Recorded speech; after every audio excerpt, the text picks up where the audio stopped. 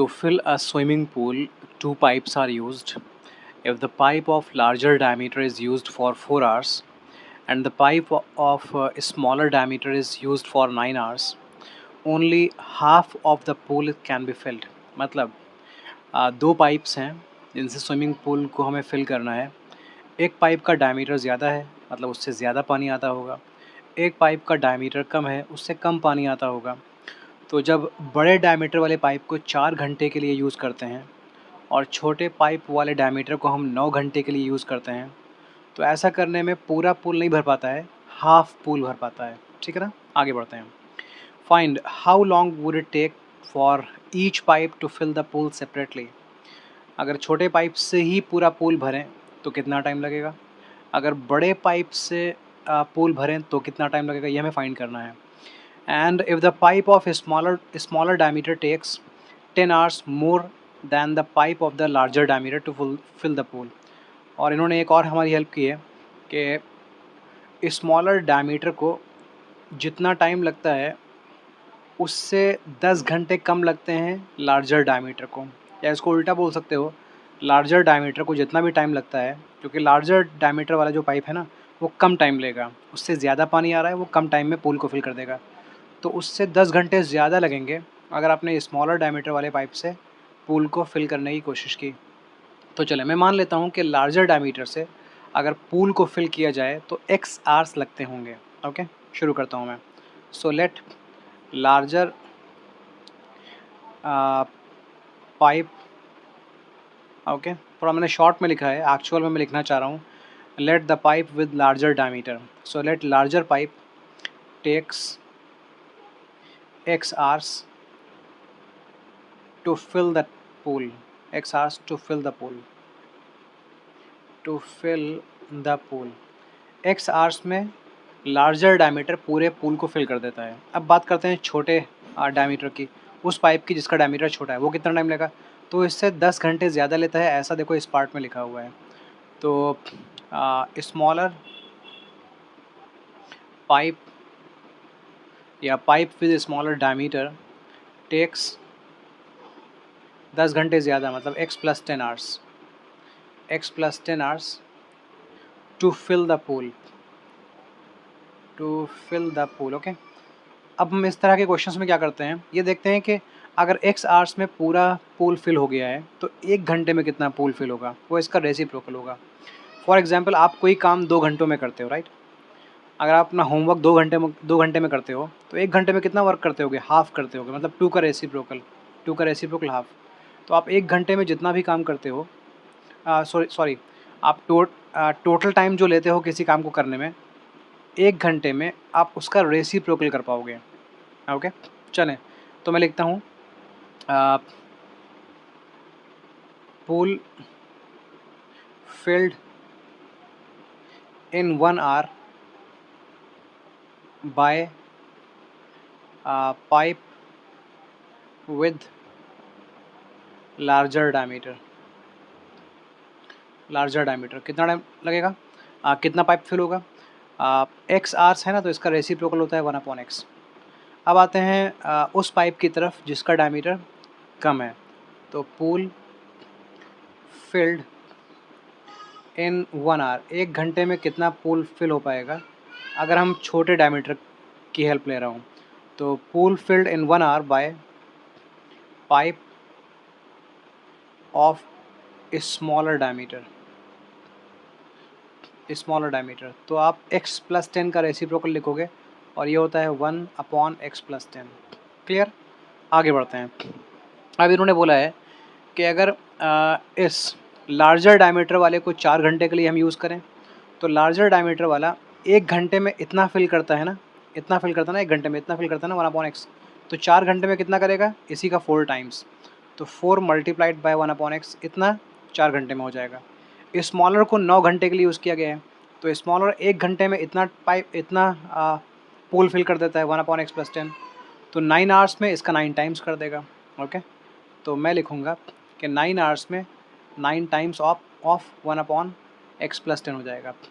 तो इस पाइप ने 4 घंटे में इतना फिल किया, दूसरे पाइप ने 9 आवर्स में इतना फिल किया, और इन दोनों को ऐड करने से ये पता चलेगा कि पूरा पूल कितना फिल हो चुका है। और उन्होंने बोला है कि पूरा जो पूल है ना वो हाफ़ फिल हो चुका है, पूरा नहीं फिल हुआ है, हाफ़ फिल हुआ है। तो हम हाफ़ के इक्वल कर देंगे। नाउ सिंप्लीफाई करते हैं, ये 4/x है प्लस ये हो जाएगा 9/x + 10 इज़ इक्वल्स टू 1/2। आप x और x + 10 को मल्टीप्लाई कर लो, ये इनका एलसीएम आ जाएगा, डिनोमिनेटर्स का एलसीएम आ जाएगा। अब x + 10 को 4 से मल्टीप्लाई करना पड़ेगा और इधर 9 को x से मल्टीप्लाई करना पड़ेगा। 4 multiplies x, we get 4x. 4 multiplies 10, we get 40. And we have 9x. Denominator में we have x into x, x square. And x into 10, we have 10x. Is equals to 1/2. 4x plus 9x को आप 13x लिख सकते हो plus 40 divided by x square plus 10x is equals to 1/2. Cross multiply कर लेते हैं। x square plus 10x 1 को multiply करेगा तो आपको सेम रिजल्ट मिलेगा, मतलब x स्क्वायर प्लस 10x ही मिलेगा। इधर 13x प्लस 42 को मल्टीप्लाई करेगा तो 2 multiplied by 13 26x and 2 multiplied by 40 is 80। Okay, चलें जी नेक्स्ट पेज में इसको दोबारा कॉपी करते हैं। तो हमारे पास x स्क्वायर था और क्या था, 10x is equals to 10x is equals to 26x plus 80 था शायद, मैं चेक कर लेता हूँ दोबारा। यस 80 है। सिंप्लीफाई करते हैं इसे, x square plus 10x 26x इस तरफ आकर माइनस बनेगा और 80 भी लेफ़्ट में जाकर नेगेटिव बनेगा। अब हमारे पास है x square minus 16x minus 80 is equals to 0। अब फर्स्ट और लास्ट नंबर को, क्योंकि ये क्वाड्रेटिक बन चुकी है तो इसको सिंप्लीफाई करते हैं। फर्स्ट और लास्ट नंबर को अगर मल्टीप्लाई करोगे, अगर आप एक्स स्क्वायर को और माइनस 80 को मल्टीप्लाई करोगे तो आपको मिलेगा माइनस 80x स्क्वायर। अब मुझे माइनस 16x को दो पार्ट्स में ब्रेक करना है और इस तरह से दो पार्ट्स में ब्रेक करना है कि उन दो पार्ट्स का प्रोडक्ट भी माइनस 80x स्क्वायर होना चाहिए। ओके, तो आप ऐसा करो, लिख सकते हो minus 20x plus 4x minus 80 is equals to 0। कुछ स्टूडेंट्स को कन्फ्यूजन होगा कि सर आपको कैसे पता कि माइनस 20 और 4 ही की स्प्लिटिंग होनी है, आपको तो प्रॉब्लम होगी इन नंबर्स को पाने में। तो क्या करोगे, देखो इन दोनों नंबर्स को जब मैंने मल्टीप्लाई किया था तो मुझे माइनस 80x स्क्वायर मिला था ना, तो आप उसमें से माइनस को इग्नोर करो, एक्स स्क्वायर को इग्नोर करो, लेकिन 80 का ज़रा प्राइम फैक्टराइजेशन कर लो। ओके, इसको 2 से डिवाइड करोगे तो 40 मिलेगा, 2 से डिवाइड करोगे तो 20 मिलेगा, 2 से डिवाइड करोगे तो 10 मिलेगा, 2 से करने पर 5 मिलेगा और 5 से करने पर 1 मिलेगा। अब ये जो नंबर्स ना, ये प्राइम फैक्टर्स हैं, इन्हीं को हमें ब्रेक करना होता है दो पार्ट्स में और आपको ये 20 और 4 मिल जाएगा। ओके, तो कैसे करेंगे, फॉर एग्जांपल आपने बोला कि मैं इन 2 को एक साथ रख लेता हूँ और 2 और 5 को एक साथ रख लेता हूँ, तो 2 इंटू 2 इंटू 2 8 हो गया और 2 इंटू 5 10 हो गया। तो 8 और 10 को ऐड करने पर क्या 18 मिलेगा? नो। सब्ट्रैक्ट करने पर क्या, सॉरी 16 मिलेगा? नो, नहीं मिलेगा। तो 10 और 8 को ना ऐड करने पर 16 मिलता है, ना सब्ट्रैक्ट करने पर 16 मिलता है। इसका मतलब ये तो फ्लॉप है, हमें कुछ और ट्राई करना चाहिए। तो मैं क्या कर सकता हूँ, मैं आपसे बोल सकता हूँ कि 2 और 2 और 2 और 2 इनको मिला लो आप, तो ये हो जाएगा 16 और ये है 5। क्या 16 और 5 का डिफरेंस या सम 16 होता है? नो। 16 माइनस 5 होता है 11, 16 प्लस 5 होता है 21। तो ओके, दोबारा आप ट्राई करोगे, अगर आप 5 एंड 2 को अलग कर दो और इस 2 और 2 को अलग कर दो तो 2 टाइम्स होता है 4 एंड 2 टाइम्स 4 टाइम्स 5 20 होता है ये। तो 20 और 4 को सब्ट्रैक्ट करने पर 16 मिलेगा। तो यहाँ से हमको ये पता लगेगा कि यही दो पार्ट्स हैं सही। ओके, तो आप देख लो एक बार, अगर आप इन दोनों पार्ट्स को मल्टीप्लाई करोगे तो आपको वही रिजल्ट मिलेगा जो इनको मल्टीप्लाई करने पर मिलता है, मतलब minus 80x square. Okay, sign भी सही है, नंबर भी सही है, वेरिएबल भी सही है। और अगर आपने इसको सिंप्लीफाई कर दिया तो आपको माइनस 16x वापस से मिल जाएगा। ठीक है, आगे बढ़ते हैं। अब फर्स्ट और सेकेंड टर्म में x कॉमन है, ब्रैकेट में बचेगा x minus 20। Last two terms में 4 कॉमन है, ब्रैकेट में बचेगा x minus 20। Now x minus 20 is here, x minus 20 is here, तो आप x माइनस 20 कॉमन ले सकते हो एंड आगे x प्लस 4 बचेगा। ओके, अगर यहाँ कन्फ्यूजन है कि मैंने कैसे किया है, तो आप देखो जब मैंने यहाँ पर x कॉमन लिया था ना, तो कॉमन लेने के बाद मैंने इसे x से डिवाइड कर दिया था, x बचा, मैंने इसे x से डिवाइड कर दिया था, माइनस 20 बचा था। इस तरह से मैं लिख रहा था, इन दोनों में 4 कॉमन था, मैंने फर्स्ट पार्ट को 4 से डिवाइड किया तो x बचा था, माइनस 80 को 4 से डिवाइड किया तो माइनस 20 मिला था। उसके बाद x-20 दोनों जगह पर है, सो वो कॉमन मिल गया। अब अगर इस पूरे पार्ट में से आप कॉमन को हटा दोगे, कॉमन को डिवाइड कर दोगे तो सिर्फ x बचेगा, जो मैं यहाँ कॉपी कर रहा हूँ। और इस पूरे पार्ट में से अगर कॉमन को हटा दोगे या डिवाइड कर दोगे तो +4 बचेगा। तो इस तरह से हमें मिल रही थी चीज़ें। अब x-20 की वैल्यू 0 हो सकती है या फिर x+4 की वैल्यू 0 हो सकती है, राइट।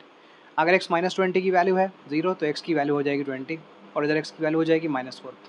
अगर यहाँ भी कन्फ्यूजन है कि यहाँ मैं कैसे पहुँचा, तो देखो, अगर आप x+4 को राइट साइड में भेज दो तो 0 से डिवाइड होकर वो 0 बन जाएगा और आपके पास x-20 की वैल्यू 0 बचेगी। दूसरी पॉसिबिलिटी ये है कि अगर आपने x-20 को भेज दिया राइट साइड में तो ये 0 से डिवाइड होकर 0 बन जाएगा और उस टाइम पर x+4 की वैल्यू 0 होगी। आई होप ये क्लियर है। अब देखते हैं क्वेश्चन क्या पूछ रहा था। क्वेश्चन में ये पूछा गया था कि how long would it take for each, हाँ, हर पाइप को कितना टाइम लगेगा पूल को सेपरेटली फिल करने में। तो हमने माना था कि बड़े पाइप को x आवर्स लगेंगे और हमें x की वैल्यू मिल चुकी है। ओके, x की वैल्यू 20 है और -4 है, तो -4 तो पॉसिबल है नहीं। ओके, तो आप यहाँ लिख दोगे इट इज़ नॉट पॉसिबल, क्योंकि टाइम तो पॉजिटिव होता है, नेगेटिव तो होता नहीं है, तो ये तो पॉसिबल है नहीं। हाँ, बड़े पाइप को लगेंगे 20 आवर्स और छोटे पाइप को, जिस पाइप का डायमीटर कम है, उसको 10 घंटे ज़्यादा लगेंगे, उसका मतलब उसको लगेंगे 30 आवर्स। तो आंसर आप लिखोगे time taken by pipe of